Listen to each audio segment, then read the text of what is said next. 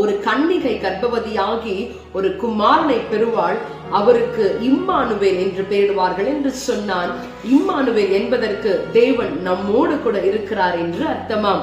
ஆம் பிரியமானவர்களே, நீங்களும் நானும் ஆராதிக்கின்ற தேவன் ஒவ்வொரு நாளும் நம்மோடு கூட இருக்கின்ற இம்மானுவேலனாக இருக்கிறார்.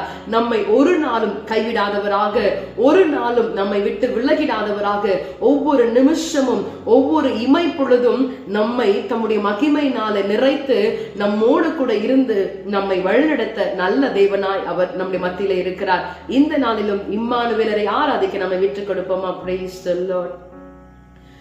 இம்மானுவேலன் நம் இயேசுராஜன் மண் மீது பிறந்தாரே,